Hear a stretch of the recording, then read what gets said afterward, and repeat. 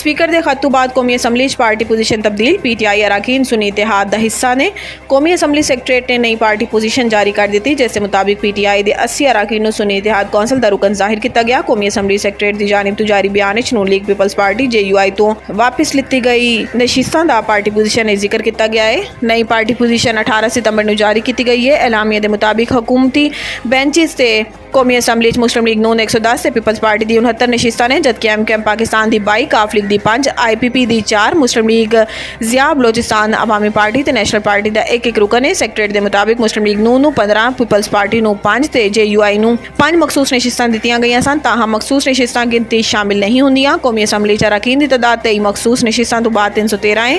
खाली ते मतनाज़ा 23 नशिस्तां PTI नूं देण तो बाद तादाद 336 हो जाएगी। नाअहली ते बदनज़मी ते इलैक्शन कमिश्नर सिंध समेत 3 अफसरान मुअत्तल।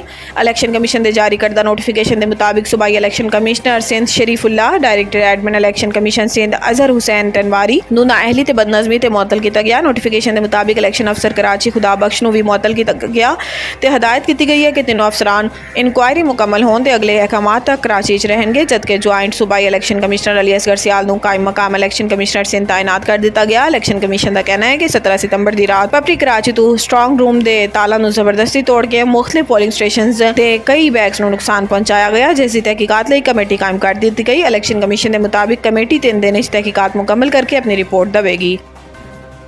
विफाकी काबीना ने सुप्रीम कोर्ट तरमीमी प्रैक्टिस एंड प्रोसीजर ऑर्डीनेंस मंजूर कर लिया। जराए के मुताबिक विफाकी काबीना ने मुसवदे की मंजूरी समरी सर्कुलेशन के जरिए दी। प्रैक्टिस एंड प्रोसीजर तरमीमी ऑर्डीनेंस 2024 से सदर तो जल्द मंजूरी का इम्कान है। तरमीमी ऑर्डीनेंस 2024 के निफाज से अदलिया जो भी कार्रवाई होएगी इसका मुसवदा तैयार होएगा, जबकि अदलिया की कार्रवाई आवाम लई दस्तियाब होएगी। सुप्रीम कोर्ट प्रैक्टिस से प्रोसीजर तरमीमी ऑर्डीनेंस 2024 का मकसद अदालती अमल मजीद शफाफियत लाना है। तो प्रैक्टिस एंड प्रोसीजर एक्ट 2023 के तहत एक कमेटी तश्कील दी गई सी, जो मुकदमात की मैरिट ते समात ते इम्तिहान की यकीनी बनाने लई कमेटी के अंदर बेहतरी लाई जा रही है। नए तरमीमी ऑर्डीनेंस के तहत कमेटी के किसी रुकन की अदम दस्तियाबी ते चीफ जस्टिस किसी मुअज़्ज़िज़ जज नूं कमेटी का रुकन नामजद कर सकते हैं।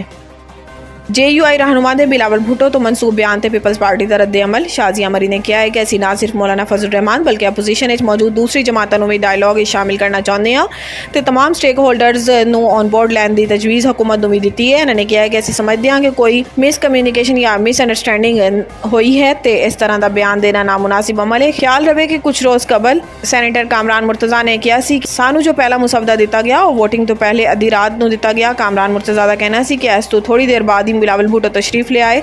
बिलावल भुट्टो के सामने तहफ़्फ़ुज़ात का इजहार किया तो इन्होंने कहा कि मैनू भी तहफ़्फ़ुज़ात ने लेकिन मजबूरी है। इन्होंने कहा कि तुहानू मजबूरी होएगी, सानू कोई मजबूरी नहीं है।